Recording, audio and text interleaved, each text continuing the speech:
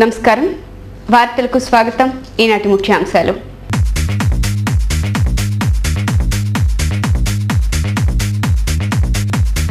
బీసీలకు 100 సీట్లు ఇచ్చి చూపుతామన్న టీడీపీ పాలిట్ బ్యూరో సభ్యుడు యనమల రామకృష్ణుడు బీసీలంతా ఐక్యం కావాల్సిన అవసరం ఉందని పిలుపు.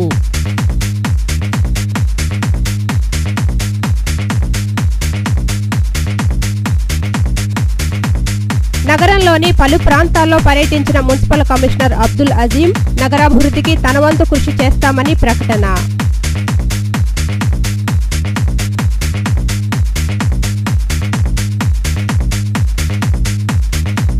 అవినీతిపై సమరశంఖం పూరిస్తున్న పౌర సమాజ వేదిక జంతర్ మంతర్ వద్ద జరిగే దీక్షకు మద్దతుగా 29న నగరంలో నిరసన ప్రదర్శన నిర్వహిస్తున్నామన్న వేదిక ప్రతినిధి ప్రేమనాథ్.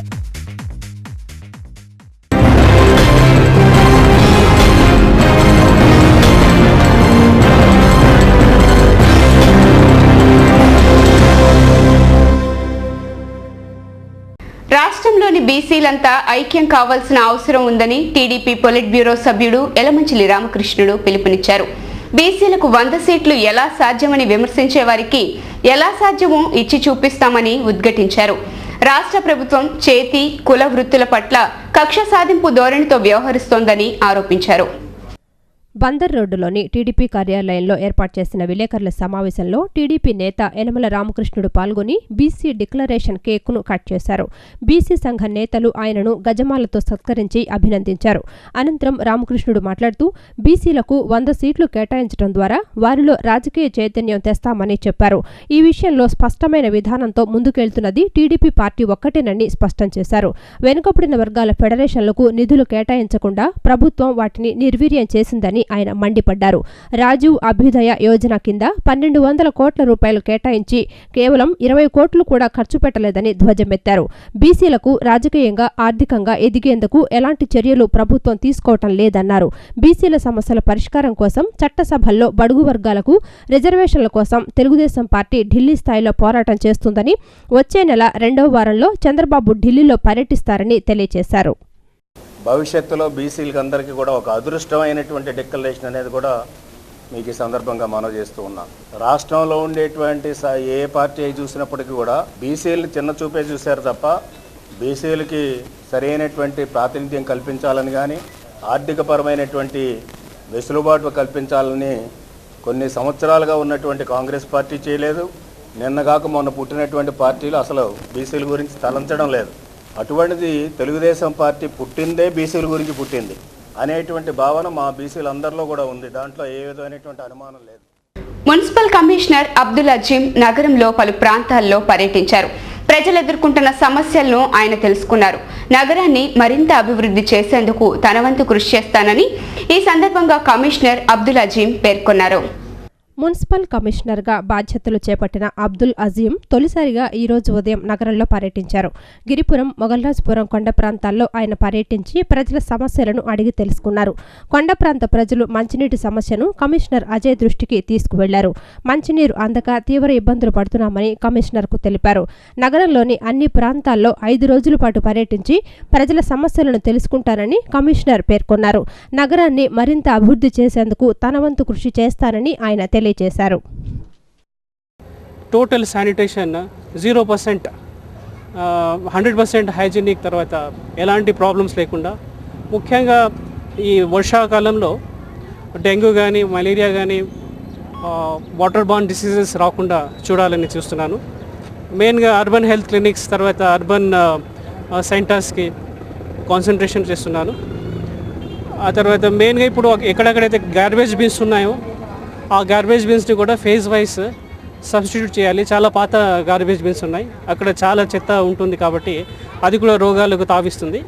సో అది కూడా ఒక ఎస్టిమేషన్ వేసేసి ఒక ఫేజ్ వైజ్ మనం దానిలో ఫండ్లో బడ్జెట్ పరిమితం ఇస్తుందో అంతవరకు పర్మిసిబుల్ బడ్జెట్ లిమిట్స్లో అది కూడా ఫేజ్ వైజ్లో అది సబ్స్టిట్యూట్ చేస్తాము. యూపీఏ ప్రభుత్వం అవినీతి కుంభకోణాలపై అన్నా టీం ఢిల్లీ జంతర్ మంతర్ వద్ద చేపట్టిన దీక్షకు మద్దతుగా ఈ నెల 29వ తేదీన నగరంలో నిరసన ప్రదర్శన నిర్వహిస్తున్నట్లు పౌర సమాజ వేదిక సభ్యులు తూమాటి ప్రేమ్నాథ్ తెలిపారు. ఈ కార్యక్రమాన్ని విజయవంతం చేయాలని ఆయన కోరారు.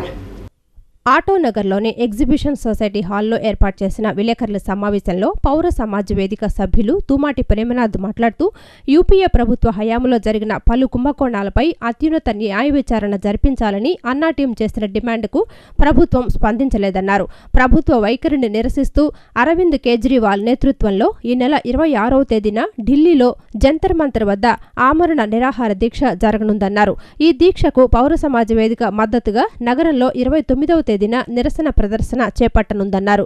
ఈ కార్యక్రమంలో ప్రజలంతా స్వచ్ఛందంగా పాల్గొనాలని ఆయన కోరారు. మేము విజయవాడ నగరం నుంచి ఇలాంటి అవినీతి వ్యతిరేక పోరాటంలో అగ్రభాగాన ఉన్నటువంటి విషయం కూడా మీ అందరికీ తెలుసు.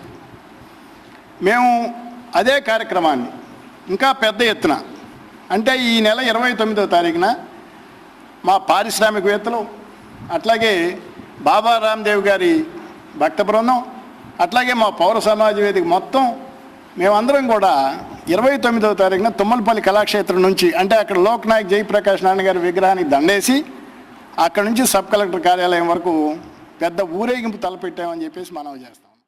ప్రభుత్వం ఎంతో ప్రతిష్టాత్మకంగా నిర్వహిస్తున్న రైతు బజార్లో కూరగాయల నాణ్యత కోసం భూతద్దం పెట్టి మరీ వెతకాల్సిన పరిస్థితి వినియోగదారులు ఎదుర్కొంటున్నారు. జిల్లా జాయింట్ కలెక్టర్ పర్యవేక్షణలో నడుస్తున్న రైతు బజార్లో నాణ్యత అనేది ఇసుమంత కూడా కనిపించడం లేదని విమర్శలు వినియోగదారుల నుంచి వ్యక్తమవుతున్నాయి. నగరంలో పటమట, స్వరాజ్య మైదానం, కేదారసరపేట, సింగ్ నగర్ వంటి ప్రధాన ప్రాంతాల్లో ఉన్న రైతు బజార్లలో నాణ్యమైన కూరగాయల కంటే నాసిరకం కూరగాయలే అధికంగా దర్శనమిస్తున్నాయి. స్వయంగా రైతులే తాము పండించిన కూరగాయల్ని రైతు బజార్ల ద్వారా అమ్మకాలు జరపాలనే ప్రధాన ఉద్దేశంతో నెలకొల్పిన రైతు బజార్లు ప్రస్తుతం రైతుల కంటే దళారులకే ఎక్కువగా ఉపయోగపడుతున్నాయని చెప్పొచ్చు. రైతు బజార్లలోని స్టాళ్లలో సగానికి సగం పైగా దళారుల చేతుల్లోనే ఉన్నాయనే ఆరోపణలు వినిపిస్తున్నాయి. కాళేశ్వరరావు మార్కెట్లో లేదా బహిరంగ మార్కెట్లో ఎంతో నాణ్యంగా మేలు రకంగా కనిపించే కూరగాయలు రైతు బజార్లలో మాత్రం పుచ్చులుగా ముదిరిపోయి వాడిపోయి ఎందుకుంటాయో అర్థం కాదు. రైతులు పండించి విక్రయించే కూరగాయలు మరింత నాణ్యంగా ఎందుకు ఉండటం లేదు? అధికారుల పర్యవేక్షణ అసలు రైతు బజార్లపై ఉందా అనే ప్రశ్నలు వినియోగదారులు అడుగుతున్నారు.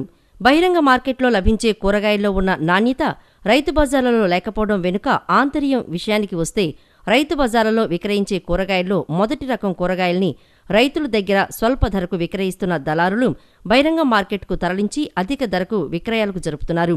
రైతు బజార్లలో నిర్దేశించిన ధరకే కూరగాయలు అమ్మకాలు చేయాల్సి రావడంతో రైతులు సైతం వీటిని బహిరంగ మార్కెట్కు తరలించుతున్నారు. ఇక 2-3 రకాలకు చెందిన కూరగాయలను మాత్రమే రైతు బజార్లలో విక్రయాలు జరుపుతుంటారు. జాయింట్ కలెక్టర్ పర్యవేక్షణలో పనిచేస్తున్న రైతు బజార్లలో నాణ్యత విషయంలో జాయింట్ కలెక్టర్ స్వయంగా తనిఖీలు నిర్వహించి వాటి పనితీరు ఏ విధంగా ఉందో తెలుసుకునే ప్రయత్నం చేస్తే బాగుంటుందని వినియోగదారులు అభిప్రాయపడుతున్నారు.